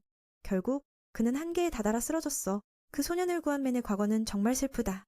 언제부터인지 알 수 없지만 그는 고아였고 의지할 곳 없이 사람들에게 잡혀 살았으며 걔보다 못한 삶을 살았어. 여기엔 비슷한 처지의 아이들도 몇 명 더 있어. 그들은 저주받은 아이들이라 불려. 모두 마물을 조종하는 능력이 있어서 사악한 일을 위해 겨우 목숨만 겨우 붙들고 있었어. 매일 한 끼만 먹는데 그건 지상에 사는 자들의 남은 음식이야. 옛날에는 이 능력이 가축을 부리는 데 쓰였지만 점차 마물을 조종하는 힘으로 변했고 조상들이 너무 많은 살생을 해 후손들이 미움받게 됐어. 감독관이 그저 보는 것만으로도 때리고 학대하는 곳이었지. 롤로가 가장 많이 맞았지만 다른 아이들보다 잠재력이 뛰어난 아이였어. 한 번은 왜 때리냐고 물었는데 얼굴이 폭삭 망가지고 굶주림으로 3일간 고통받으라고 했지. 그 후 롤로는 스스로 능력을 발전시켜 상대의 마음을 읽을 수 있게 됐어. 어느 날 다른 곳으로 끌려갔을 때 마을 사람들은 무고한 아이들을 증오로 쳐다봤어. 모든 증오가 우리에게 쏟아졌지. 롤로에게 향한 악한 말들은 점점 늘어나 그의 마음을 왜곡시켰어. 누가 태어날 때부터 운명을 선택하겠어? 단지 조상이 마족이라는 이유로 지금 자신이 이런 처지인 거야. 하지만 그는 한 번도 반항하지 않았고 멸시를 받아들이며 다른 이에게 고통을 주려 하지도 않았어. 그러던 어느 날 롤로는 흑룡을 조종하라는 명령을 받았어. 감옥 간수가 거짓말로 이 괴물을 데리고 가면 어떤 나라에 도움이 될 거라고 했지? 처음으로 마족이 쓸모있다는 말을 들었어. 그 간수의 달콤한 말들에 이 청년은 조금씩 믿음을 갖기 시작했어. 그는 말 잘 들으면 더 이상 이유 없이 맞지 않을 거라고 약속했어. 심지어 맛있는 것도 먹고 좋은 옷도 입을 수 있다고 했지. 그 노인은 여기 모든 아이들이 따뜻하게 지낼 수 있도록 해주겠다고 약속했어. 그가 임무를 완수하자 선량한 마음 덕분에 롤로는 동의했어. 왜냐면 그렇게 하지 않으면 여기 모두가 짓밟힐 테니까. 노인도 영리해서 롤로가 마음을 읽는 걸 알고 있어. 그래서 자신의 나쁜 생각이 드러나지 않도록 마법 반지를 준비했지. 그게 롤로가 바로 이 들판에서 맨의 왕국을 향하고 있는 이유야. 그때 바로 림복의 예기치 못한 공격에 흑룡의 제어를 잃었고 더 이상 명령을 따르지 않고 공격하기 시작했어. 일반인이었다면 아마 죽었을 텐데 마족의 힘 덕분에 첫 공격에도 살아남았어. 실패했다고 생각해 걱정하면서 자신 때문에 다른 사람들이 고통받을 거라 생각했지. 지금 그가 가진 유일한 희망은 고통에서 벗어나는 거야. 누군가에게 도움 못 준 게 슬프지만 누구도 해치지 않은 게 위안이야. 이렇게 죽는 것도 운이 좋은 거라고 생각해. 운명을 받아들이려던 순간 갑자기 누가 나타나 그를 지켰어. 그건 롤로가 처음으로 누군가에게 보호받는 경험이었지. 그는 평범한 삶, 맛있는 음식, 좋은 옷을 입고 싶다고 늘 바랐거든. 그 말은 따뜻하게 들리지만 지금 누군가가 자신을 멸시하지 않고 지켜주는 이 순간보다 못해. 아은은 아직 제대로 말해본 적이 없어서 민우에게 독에 대해 경고할 수 없었어. 그렇게 눈은 흑자룡의 도끼에 무심코 중독당하고 말았지. 몸에서 검은 피가 흐르기 시작할 때까지도 죽음의 그림자가 다가오는 걸 몰랐어. 하지만 동생이 그 도끼에 걸렸을 때 맨은 자신의 힘으로 깨끗이 정화해줬지. 덕분에 민우는 흑자룡과의 싸움 속에서도 버틸 수 있었어. 그 순간 민우의 눈에는 누가 약자를 지키는 영웅으로 보였어. 몸이 의식을 잃어가도 매는 절대 포기하지 않고 끝까지 싸웠어. 하지만 한참 그렇게 버티다 보니 몸은 한계에 다다랐지. 보통 사람들은 독에 중독된 순간 이미 죽었을 텐데 말이야. 다행히도 그에겐 높은 수준의 해독 능력이 있어서 독이 중화되고 있었어. 피도 멈춰 흐르면서 태어날 때부터 치명적인 독을 막는 면역 체계를 갖고 있었던 거야. 그리고 그는 씩씩하게 말했지. 이 정도 독은 별것 아니라고. 이유를 알려면 누의 어린 시절로 돌아가야 해. 그때 훈련소에서 돌아온 후 그는 혼자 산에서 자립하며 살았거든. 아무도 알려주지 않아서 가끔 매는 독이 있는 풀을 무심코 먹곤 했지. 오늘처럼 최악의 날엔 누가 독이 담긴 식물을 통째로 먹어버렸으니 흑자룡의 독보다 강력한 독이었어. 몇 분 만에 독이 온몸으로 퍼져 몸을 움직일 수 없게 만들었지. 의식이 흐려지기 전에도 계속 낮은 단계의 회복 마법을 썼어. 아마도 하늘이 그를 포기하지 않아 살아남게 해준 거야. 그리고 누가 언제나 열심히 훈련했기에 기본 회복 마법도 큰 효과를 낸 거고, 다음날 하루 종일 도끼에 잔재가 남아있었지만 그 청년은 많은 물을 마시며 장을 깨끗이 하려 했지만 별로 나아지지 않았어. 집에 들어가서야 자신이 먹은 식물의 이름이 용멸이임을 알게 됐고 어머니가 그 식물에 대해 경고했던 게 떠올랐지. 하지만 매는 그 모습이 기억나지 않아 어젯밤에 잘못 먹어버린 거야. 몸이 아직 완전히 회복되지 않았는데도 눈은 평소처럼 훈련을 계속했어. 진짜 대단하지? 그래서 그런지 다음날엔 배가 아프지 않고 배고픔으로 바뀌었어. 그래서 또 먹을 걸 찾으러 나갔는데 이번엔 영리하게 용멸이를 피했지. 그런데 불운하게도 독사에게 엉덩이를 물렸고 결국 그 자리에서 기절했어. 몇 시간 후 몸이 회복되어 매는 독사고기로 한 끼를 먹을 수 있었어. 식물독이 독사 독보다 100배나 강해서 누가 죽지 않고 살아남은 거야. 자신이 독에 면역이 있다는 걸 알게 된 청년은 매일 독사에게 물리는 자신감마저 생겼어. 수많은 훈련을 거쳐 이제는 독에 취해 혼미해지는 일도 없어진 거지. 독사 마독이 곧바로 몸속 항체에 의해 배출됐다. 갑자기 머릿속에 이런 생각이 떠올랐다. 이걸로 새로운 기술을 배울 수 있지 않을까? 결과적으로 그 1년 내내 미는 매일 독극물을 품은 생물을 잡아먹었다. 한 번은 무모하게 용멸이 드래곤 킬러를 먹기까지 했는데 죽지 않고 잠깐 졸았을 뿐이었다. 그 후로도 강력한 독소를 몸에 익히려 했었지만 누는 아무 기술도 배우지 못했다. 세상에 누가 이렇게 해서 기술을 배우겠어? 어쩌면 배웠다면 영혼이 육체를 떠나 환생하는 기술뿐일 거야. 현재로 돌아와 몸이 흑자룡 독에 익숙해지자 그가 다시 생각에 잠겼다. 이 개구리를 잡아서 전골로 끓여 먹어야 할까? 바로 이어서 두 번째 결투가 시작되었다. 누는 거대한 개구리 고기를 먹을 생각에 무척 자신만만했다. 진짜 행복하다니까. 한편 그 소녀는 아까 받은 회복 덕분에 무사했다. 그렇게 그는 동룡을 놓치지 않고 계속 공격했다. 로로는 이 장면을 보며 깊은 감탄을 금치 못했다. 사람들 눈에는 저 괴물이 엄청나게 무서웠겠지만 누에게는 그저 평범한 개구리일 뿐이었다. 몇 번의 기본 공격만에 흑자룡은 손톱만큼씩 깎여나갔다. 이어 얼굴과 이빨까지 다듬어주니 괴물은 극심한 고통에 분노가 치밀었다. 흑자룡은 마침내 필살기 완벽을 꺼냈다. 입을 부풀리고 볼을 부르르 떨며 누는 이 공격이 목숨을 건 승부임을 깨달았다. 그렇다면 이 개구리의 노력에 나도 온 힘을 다해 응답해야지. 흑자룡이 침을 뱉으려 할 때 청년은 칼을 입에 쑤셔 넣어 무차별 분출을 막았다. 결국 압력에 의해 개구리 머리가 터지고 3명의 목격자는 멍하니 바라볼 뿐이었다. 이네스는 대체 무슨 일이 벌어진 거냐고 혼란스러워했다. 처음에 죽은 줄 알았는데 왜 갑자기 돌진하는 거야? 미는 개구리를 해치운 뒤 남은 고기가 조금이라 아쉬웠다. 원래는 반마리를 길에 가져가 먹으려 했는데 이젠 꿈도 못 꾸겠네. 그 아버지는 동생 걱정하며 괜찮냐고 물었다. 소녀는 충격받았다며 이렇게 절정의 전투 장면은 처음 봤다고 했다. 누가 혼자 여기 왔냐고 묻자 요로는 개구리를 데려온 걸 들킬까봐 망설였다. 그 말을 듣고 미는 그 개구리가 이 도시 사람들의 음식이라는 걸 알게 되었다. 내 생각에 민이 처음에 바로 죽이지 않은 건 지옥 같은 광경을 직접 겪기 위해서였다. 5분도 안 돼. 수만 명의 정예병이 쓰러지는 걸 보면서 진짜 대단하다. 황제도 쫄아서 오줌 쌌을 거야. 다행히도 황제가 도망쳤지. 만약 여기 남았다면 민도 난감했을 거야. 병사들 눈엔 저 청년이 지옥에서 온 악마처럼 공포를 뿜어냈다. 이번 싸움 끝나고 다들 완전 기겁했을 거야. 장담한다. 그전 누가 적진에 돌진의 적을 쓸어버리기 시작했을 때 그 순간 그의 머릿속엔 오직 상대 무기를 날려버리는 생각뿐. 바로 옆에 황제가 있는 걸 몰랐다. 반대로 그 황제는 민이 갑자기 나타나자 소변이 다 마려웠다. 누는 상대를 보며 왜 전쟁 중인데 저렇게 튀는 옷을 입고 있냐며 의아해했다. 사실 그때 황제를 잡았으면 모든 문제가 해결됐을 텐데 근데 민은 산골촌놈이라 그저 허풍쟁이 노인으로만 봤다. 그런 생각은 접고 그는 앞에 있는 것들을 계속 날려버렸다. 그 덕분에 하늘의 무기들이 사방으로 날아다니는 광경이 펼쳐졌다. 누는 병사들이 무기를 주어 다시 싸우는 걸 원치 않았지만 사실 그들 머릿속엔 싸울 생각조차 없었다. 누가 한 방에 수천 자루 칼이 날아다니는 걸 믿겠어? 우리 청년은 자신만만하게 모든 걸 다른 쪽으로 날려버렸다. 몇 바퀴 휙 돌며 금빛 갑옷 입은 아저씨가 아직도 그 자리에 있는 걸 봤다. 그도 궁금했는지 마음 착한 녀석이라 외로운 노인인 것 같아 다가가 다른 곳으로 가라고 설득하려 했다. 상대는 죽을까봐 겁먹고 눈은 너무 많이 뛰어다녀 숨이 차 말을 잇지 못했다. 겁내지 말라고 하려 했지만 숨이 차서 말이 안 나왔다. 그래서 그가 억지로 웃으며 상대를 안심시켰다. 하지만 얼굴이 너무 험상궂어 오히려 상대 황제를 더 공포에 떨게 만들었다. 그가 떠났을 때 미는 이미 과로의 한계에 다다랐다. 상대 병사들이 기회를 노렸지만 한성스러운 전사가 그들을 저격했다. 누는 이 기술을 알고 있어 매우 기뻤다. 게다가 주부도 구원하러 왔다. 민이 혼자 거의 10,000명의 군대를 쓸어버리는 걸 보고 모두 충격받았다. 그들을 가르친 스승도 왔지만 누임을 알아보지 못했다. 시크도 감사 인사를 하고 남은 일을 맡겠다고 했다. 육성 중 하나가 쓰러진 뒤 정리 못하면 그 이름을 감히 쓸 수 없었다. 민은 환상적인 기술을 봤다. 예전엔 배우고 싶었지만 이제 추억으로 남겼다. 한편 생가오케는 높은 곳에서 시크가 적을 강하게 제압하는 걸 보고 걱정했다. 적어도 유용한 정보를 가져올 자들이 필요했다. 곧이어 노마법사가 불운한 자들을 눈부시게 붙잡아 신문했다. 그와 보병대도 남은 적을 쓸어버리러 달려갔다. 이 노인네들은 말로만 그러지 전혀 봐주지 않았다. 하지만 전도사인 세는 부상자 모두를 구해 그들이 마음을 돌리길 바랐다. 누는 가르쳐주던 스승님들이 모두 모여있고 있는 모습을 보았어. 이렇게 다시 만날 줄은 꿈에도 몰랐지. 멀리서 육성의 두 멤버 미안과 카리오가 처음부터 민을 알아봤어. 몇 년 만에 만난 후 린, 백선 그리고 다른 친구들이 와서 그를 회복시켜줬지.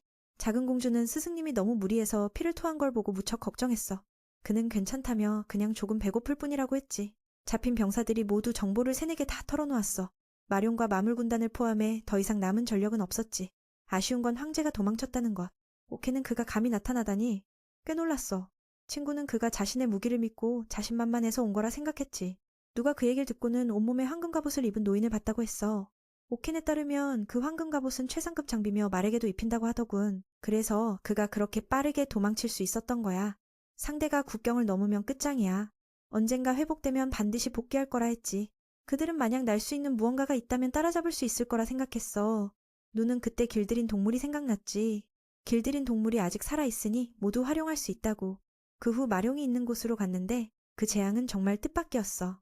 그들은 이렇게 가까이서 처음으로 마룡을 마주했어.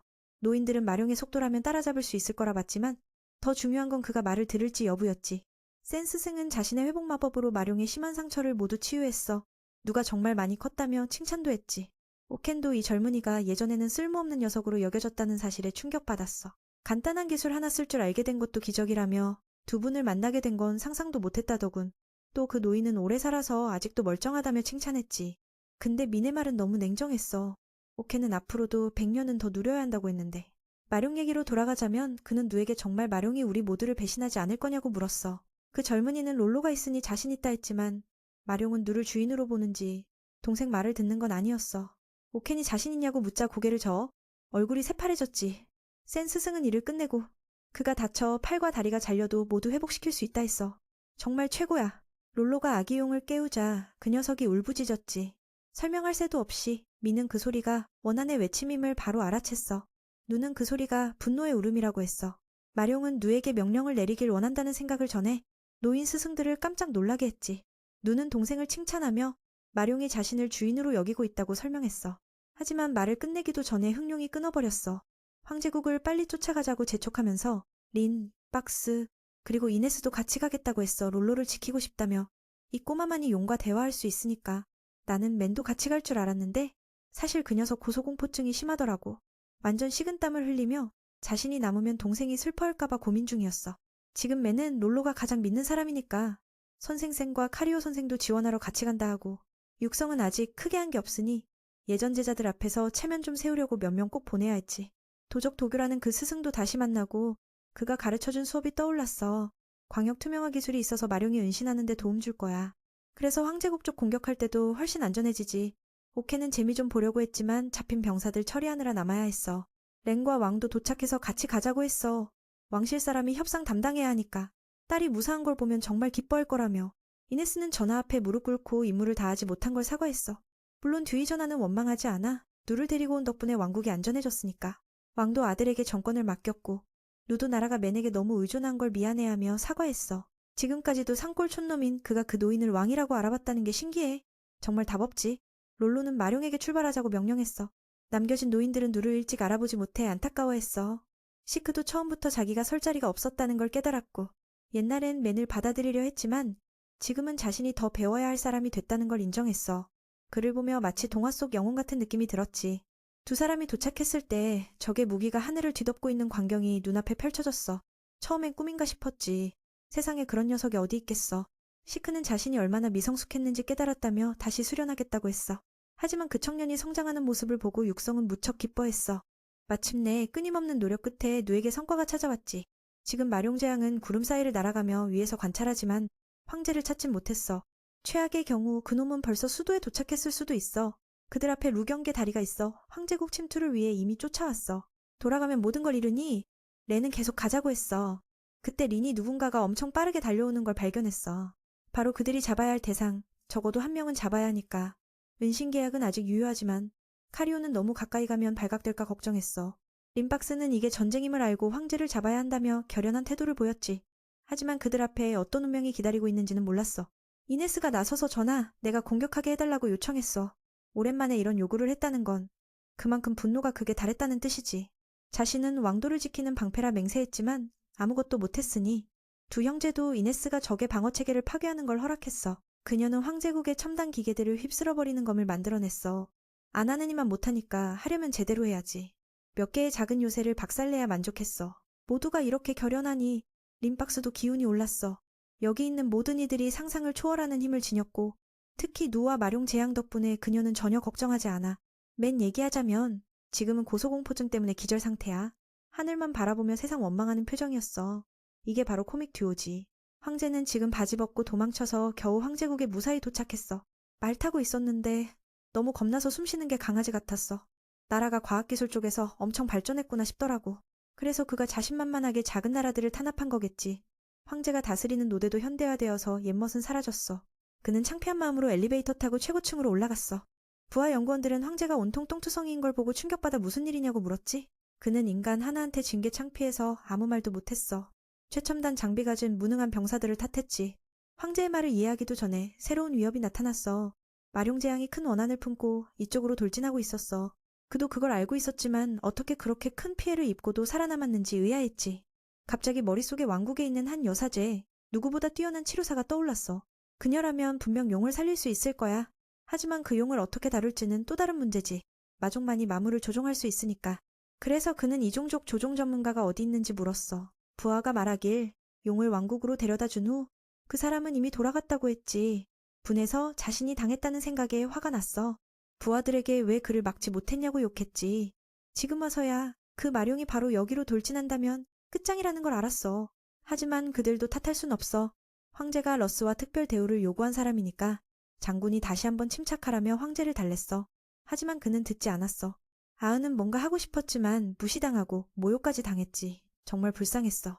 마음을 가다듬은 뒤 그 노인은 파괴의 기계를 꺼내겠다고 결심했어. 그 시험 기계는 뭐든지 압도할 만큼 강력했지. 하지만 아직 시험 단계라서 피해가 클까봐 두려웠어. 3명의 과학자도 성능이 너무 강해 조절이 어렵다며 만류했지. 황제는 그들을 바보 취급하며 다가올 재앙을 못 본다고 깠어. 차라리 도시가 피해를 입더라도 마룡과 그 왕국 사람들한테 지는 것보단 낫다고 했지. 말도 많다 싶어 직접 불복종한 부하를 처리했어. 그리고 나머지 둘에게 강제로 자기 뜻대로 하게 했지. 델리아스는 단지 한 방만 쏘고 싶었어. 그 한 방이면 흑룡을 충분히 없앨 수 있었거든. 게다가 조준이 안 되면 마력을 추적하는 기능을 대포에 추가하라고 했지. 문제를 깨달은 그들은 파괴의 기계를 가동시켰어. 시험판은 매니전에 날려버린 것들과 달랐어. 이 대포는 엄청난 크기로 황제는 이걸로 방해물들을 전부 쓸어버릴 수 있다고 확신했지. 운영하려면 나라 전체에 에너지가 필요했어. 델리아스는 빛의 쇼케이스를 매우 기대했지. 곧 시대를 앞서가는 그 힘이 모든 이들을 향해 쏘아졌어. 하지만 불행히도 그의 음모는 누구에게 공중으로 날려버려졌지. 그 광경에 모든 목격자가 얼어붙었어. 그 파괴의 광선은 계속해서 떨어지기 시작했고 제국의 거대한 마력로를 겨냥했지. 그 이유는 마력 추적 기능을 가동했기 때문이야. 에너지원은 자동으로 가장 강력한 마력이 발산되는 곳을 찾아갔지. 하지만 맨에게 날려진 후 목표를 아래쪽 마력을 발산하는 것들로 바꿨어. 델리아스가 누가 그 기능을 넣었냐고 묻자 그게 자기 명령이었다는 걸 깨달았어. 아까는 이 멍청한 황제 때문에 화가 나서 맞았던 과학자가 자리를 떠버렸지. 더 이상 일할 생각도 없이. 그 모습을 본 동료도 급히 도망쳤고 결국 조수만 홀로 남았어. 결국 세 사람 모두 떠났지. 이곳에 오래 머물러도 살 수 없으니까.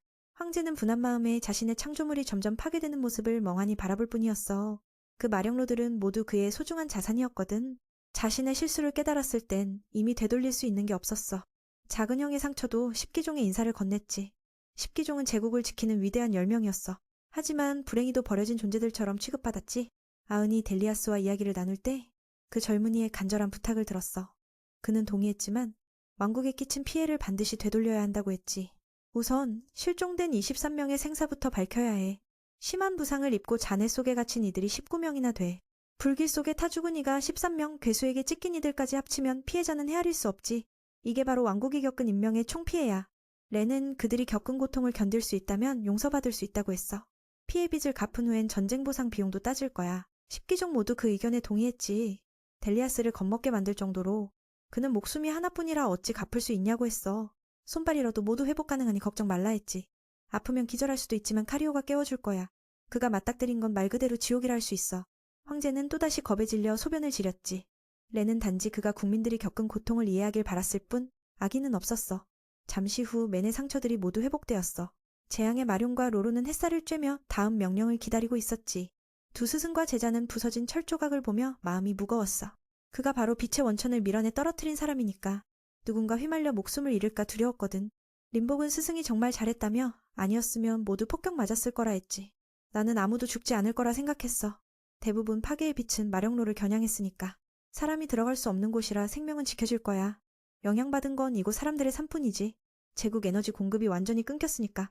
내 오빠도 나와서 전쟁이 끝났다고 알렸어. 이제 양국은 서서히 전쟁 후유증을 조정하고 극복할 거야. 눈은 순진하게 전쟁이 끝나자마자 끝나다니 원래 처음부터 대화했어야지라며.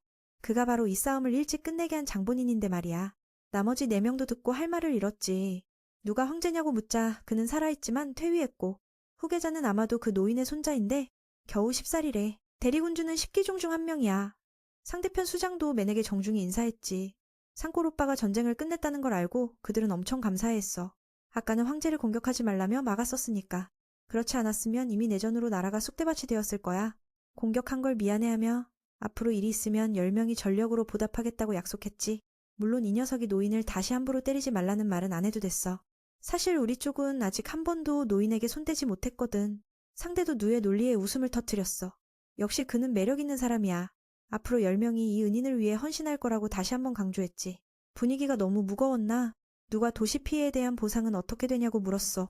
그쪽 친구는 현재 인명피해는 없다고 림복이 말한 대로 알려줬어. 게다가 우리 쪽이 먼저 공격해서 조약을 깨기도 했고 이 정도 벌 받는 게 가볍다고 생각한다더라. 마룡은 복수하지 못해 속상하지만 무리하지 않고 떠나길 원했어. 그 말을 듣고 누도 모두를 데려가 달라고 부탁했지. 아, 깜빡할 뻔. 그 친구는 십기종 중 루스라고 자신을 소개했어. 다음에 누를 만나면 편하게 부르라더라. 맨은 이륙하며 작은 녀석에게 드래곤을 좀 낮게 날리라고 부탁했어. 자신이 너무 무서웠거든. 림복은 스승이 아래 사람들 걱정하는 줄 알았다가 돌아보니 벌써 기절해 있었어. 돌아온 후 그들은 전쟁이 끝났다고 알렸어. 가장 큰 공은 사실 혼자 모든 걸 짊어진 그에게 있지. 왕국은 큰 상을 내렸어. 누는 거절했지만 쉽지 않았어. 왜냐면 백성이 이 영웅의 이름을 알게 해야 했거든. 그는 말했어. 나는 부족함이 없다고. 만약 준다면 이런 것 하나 더 주는 것도 괜찮다고. 갑자기 기억난 듯 로로가 아직 머물 곳이 없다는 걸 떠올려. 보상으로 로로가 여기 살 수 있게 해달라고 부탁했지. 왕도 마족인 걸 알지만 맨케이가 그를 보호하는 걸 보고 승낙했어. 사실은 그가 로로를 자기 곁에 두고 싶었지만 경제 사정을 걱정해 못했던 거야. 먼저 여기 살려면 로로가 왕국 시민이 되어야 해. 게다가 로로는 드래곤과 소통하고 명령을 내린 큰 공적도 있어서 이 모든 게 일찍 끝난 거야. 지금까지도 이 녀석은 막내가 마룡을 조종한다고 생각하고 있어. 난 더 이상 바랄 게 없고 지금 왕국 백성들이 어려우니 금은보화를 준다면 다른 사람들에게 쓰라 했지. 젊은이의 의리 있는 마음을 보고 모두가 감탄했어. 로로 마음속엔 지금 친절한 형에게 무한한 감사가 넘치고 있어. 그는 언제나 맛있는 식사와 멋진 옷을 꿈꿨어. 오늘 그 소원이 드디어 이루어졌지. 이네스가 로로를 돌보며 여러 가지를 가르칠 거야. 처음엔 쑥스러워했지만 그녀가 재촉하자 맛을 봤지. 로로가 이렇게 부드럽고 맛있는 음식을 처음 먹어 정말 행복했어. 아니, 행복 맞아. 평소엔 그냥 굶어가며 살았으니까. 모든 게 끝난 뒤 왕국 백성들은 복구를 위해 돌아오기 시작했어. 노인과 여성은 우선권을 받고 남자들과 병사들이 정리 작업을 맡았지. 모두가 모든 걸 잃어 슬퍼했지만 목숨이라도 건져서 다행이야. 민우는 할 일이 없으니 이리저리 떠돌기만 했지. 그가 본 건 수많은 비극의 현장들이었어. 그가 두려워하는 건 스텔라 아줌마랑 동네 사람들이 자주 가는 곳이었어. 사건이 터졌을 때도 다행히 옆에는 심각한 피해가 없었어. 민우는 우연히 오래된 간판을 주었는데 그걸 보니 옛 추억이 밀려왔어. 오랜만에 간판에 집중해서 바라봤지. 예전엔 매일 학교 끝나면 모험가가 되고 싶어 간판 앞에 멈춰섰었거든. 그때 검술학원을 떠나고 나자 여기 사장님은 무척 놀라워했어. 검술 마치고도 기본기 하나 없는 애가 어디 있냐면서 말이야. 결국 민우는 협회에 들어가지 못하고 새로운 스승을 찾으러 떠나야 했어. 그는 옛 스승들을 다시 만날 수 있어 기뻐했지. 15년 전으로 돌아가 그때 민우는 검술학교 입학을 신청했어. 아직 나이가 안 돼서 붉은 스승은 추천서를 꼭 보자고 했지. 다행히 협회에 친절한 아저씨가 써줘서 합격할 수 있었어. 고된 훈련을 알면서도 열정 하나로 그 소녀는 세상에 첫 발을 내딛었지. 3일간의 연습 끝에 붉은 스승은 그가 체력이 뛰어나다는 걸 깨달았어. 그렇게 매일 검을 휘두르며 뛰어난 성과를 냈지. 10일간의 성실한 훈련 후에 그는 공식적으로 인정받았어. 어느 날 연습생들은 무거운 쇠구스를 베는 훈련을 받았는데 모두가 긴장했지. 민우 차례의 불행히도 손목을 삐끗하고 말았어. 붉은 스승은 다쳐도 칼을 놓지 말라고 했어. 적은 기다려주지 않으니까. 그 말은 그냥 격려였는데 민우는 진짜로 칼을 다시 들었어. 결의에 찬 눈빛으로 칼을 잡은 그의 모습에 스승도 놀랐지. 몸과 정신이 한계에 다다랐지만 그는 이겨냈어. 며칠 후 민우가 스승에게 언제 기술을 배울 수 있냐고 묻자 그건 사람마다 다르다고 했어. 기다리는 게 너무 길어 민우는 적어도 기술 시범 하나 보고 싶었지. 결국 스승이 직접 보여주기로 했어.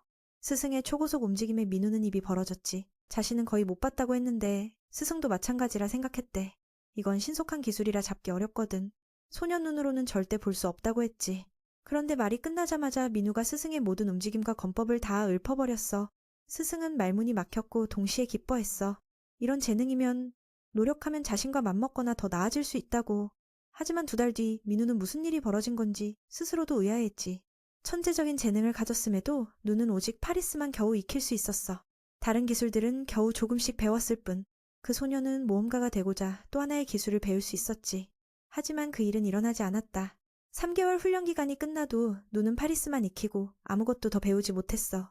재능 있는 인재를 붙잡고 싶었지만 식은 그가 시간을 낭비할까 두려웠지.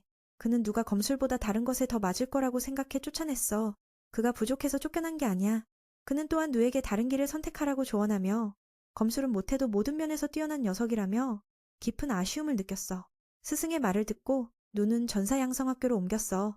당장 당은 처음에 누가 농담하는 줄 알았지만 식이 특별히 챙긴 인재라 확인하고는 받아들였지. 여기 사람들은 모두 키가 크고 동료를 보호하는 방패 역할을 해. 그런데 눈은 작지만 힘이 엄청났어. 2달간의 훈련 후 실습전사들은 혹독한 체력 테스트를 거쳐야 했어. 맨손으로 높은 곳에서 떨어지는 바위를 받아내는 시험이지. 그리고 당연히 그 소녀는 완벽히 해냈고 스승마저 누의 체력에 감탄했어. 그때 갑자기 엄청난 바위가 떨어지기 시작했어. 다른 아이들이 뛰어 달아날 때 눈은 그 자리에 서서 받았지. 당장 당은 위험을 느껴 구하려 달려들었지만 그 눈빛에서 이미 누가 믿음을 보여주는 걸 깨달았어. 눈은 분명 받아낼 수 있다고 확신했기 때문에 멈춘 거야. 그게 바로 철보다 단단한 정신력. 전사가 되어 불굴의 방패가 될 자질이지. 그도 식처럼 누에게 큰 기대를 걸었지만 3개월 뒤에도 성과는 없었어. 그는 기본 체력 강화 기술만 배웠을 뿐이야. 누가 아무리 노력해도 맞지 않는 곳에서는 아무 소용이 없는 법이지. 그래서 당장 당은 인재를 낭비하지 않으려 다른 곳으로 보냈어. 여기선 더 이상 성장할 수 없었거든. 누가 다음으로 간 곳은 바로 궁술학교였어. 처음에 미아는 돌던지기 시험에서 멀리 있는 막대를 맞춰야 입학을 허락했지. 하지만 그녀가 몰랐던 건 누의 초인적인 조준 능력과 힘이었어. 그가 던질 때마다 명중해. 그녀는 입이 딱 벌어졌지. 한 번 더 던지게 했지만 결과는 똑같았어. 그렇게 결국 받아들였어. 여기서 누는 궁수를 배우지 않고 철 방패를 목표로 돌 던지기를 연습했어. 순진한 누는 선생님께 물었지. 왜 매일 돌만 던지게 해요? 미아는 누가 돌을 들고 다니는 게 걱정됐지만 누가 너무 강하게 고집해. 결국 허락했어. 처음엔 누가 자기만의 활을 얻어 기뻐했어. 하지만 0.5초도 안 돼. 그 활은 누의 힘에 부서져 버렸지. 미안이 예상했던 대로 누는 하루 만에 학교 활들을 전부 박살냈어. 활이 다 떨어지자 선생님은 자신의 최고급 활을 빌려줬어. 하지만 결과는 여전했지. 살짝만 당겨도 활은 부서졌으니까. 그때부터 누는 활 파괴자라는 별명을 얻고 미아는 평생 돌 던지기를 시켰어. 돌을 너무 많이 던져서 철 방패조차도 구멍이 났지. 미아는 누에게 어디서 돌 던지기를 그렇게 잘 배웠냐고 물었는데 사실 배운 게 없었어. 산에서 살면서 맹금류를 돌로 쫓아냈다고 하니 그녀는 충격을 받았지. 누가 말한 새는 초고속 비행을 하는 전설의 맹금류였으니까 그녀조차도 그 새를 맞히기 어려웠거든. 그런데 누가 돌로 던져 맞히다니. 그녀는 완전히 기절할 지경이었어. 그녀는 이 녀석을 왜 여기 남겨뒀나 궁금해했지. 결국 쫓겨났어. 너무 잘해서 돌 던지기 재능이 뛰어나면 굳이 활을 쓸 필요 없으니까. 활 파괴자라는 명성은 다음 스승 카르의 귀에도 들어갔지. 그는 당연히 누에게 도둑의 고급 기술을 가르치기로 했어.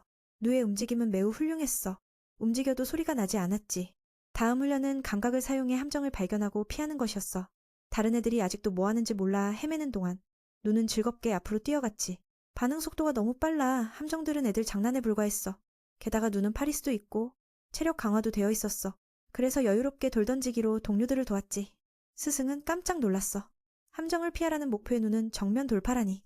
정말 최고야. 그렇게 누는 함정 파괴자라는 별명을 얻었어. 3개월 뒤 카리오는 함정을 전혀 발견 못하고 다 부숴버리니 그만두라고 했어. 도둑 직업은 안 맞으니 다른 사람이 가르치는 게 낫다고. 또는 누가 모험가 꿈을 접으면 왕국 정보부에 추천서 받아 들어갈 거야. 너무 빨라서. 누는 계속해서 오켄 스승에게 마법을 배우기 시작했지. 여러 훈련소를 다니며 실패한 걸 알고 오켄은 누가 반드시 돌파할 거라 약속했어.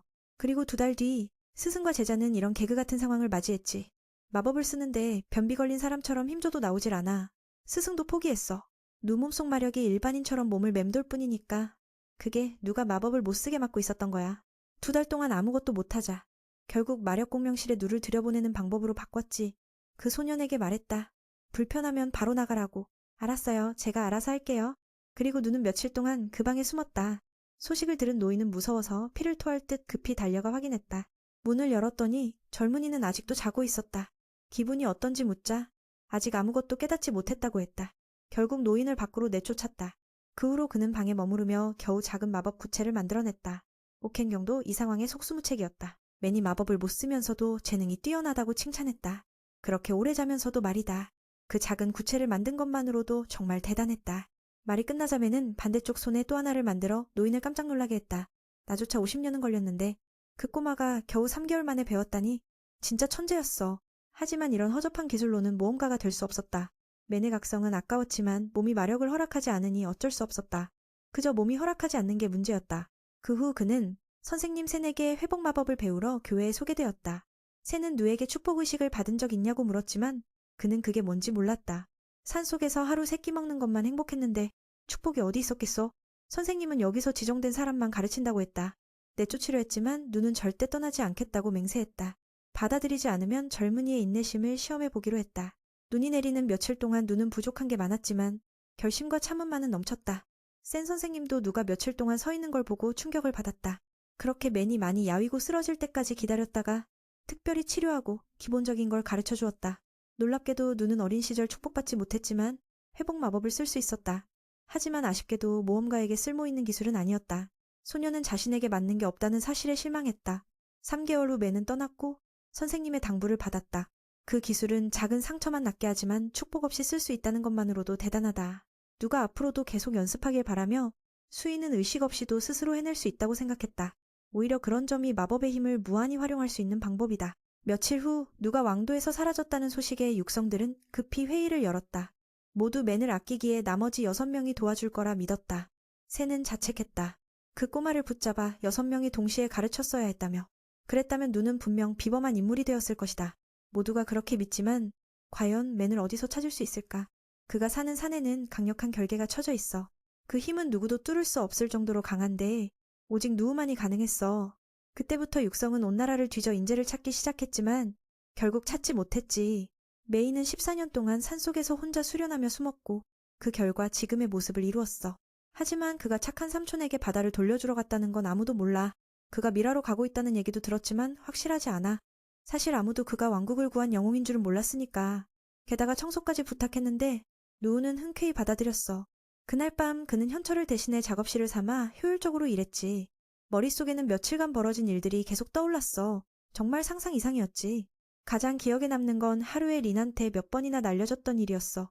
다른 위험한 순간들은 린의 마법에 기절했던 그 경험만큼 강렬하지 않았어. 한편 왕은 지금 제국이 당장의 적일 뿐이라고 말하고 있었어.